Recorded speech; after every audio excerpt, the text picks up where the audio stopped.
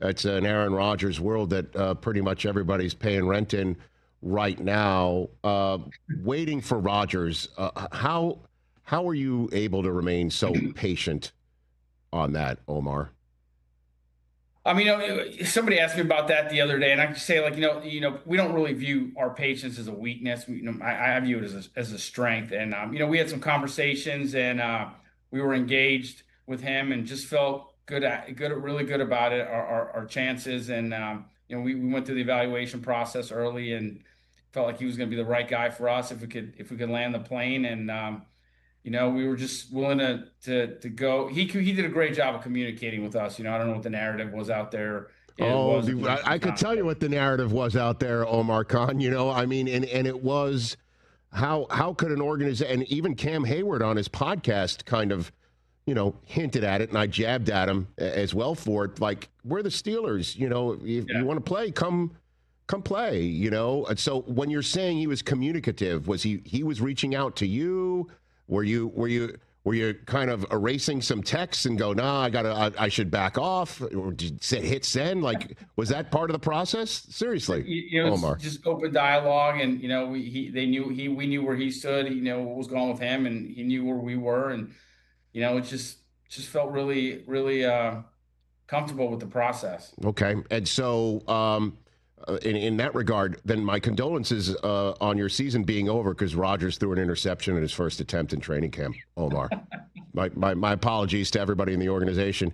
But in all seriousness, what do you want to see over the next few weeks? Like, if you could map this out for this offense, Jonnu Smith you added as well, and DK Metcalf. What do you want to see as the general manager over the next 6 weeks before the opener in MetLife?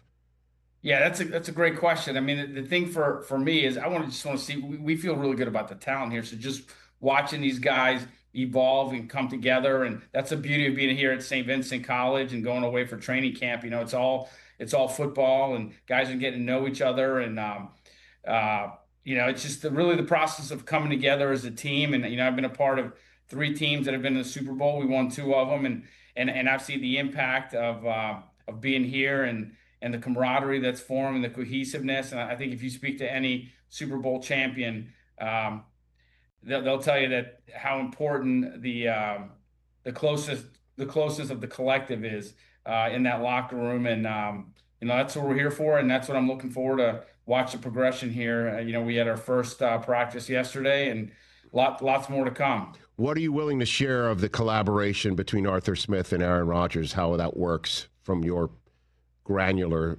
spot, Omar? Yeah, it's just obviously we know Arthur. We've been around him for a couple of years and known him through the years, and and they have a relationship, and we wouldn't have done it if we didn't think it was going to be a really good one, and it hasn't disappointed. A question that's difficult for you to answer, so my apologies for asking it straight up front, Omar Khan, is, Rodgers said he pretty much thinks this is a one-year deal, right? Like, this is 1 year for him last year in the pros.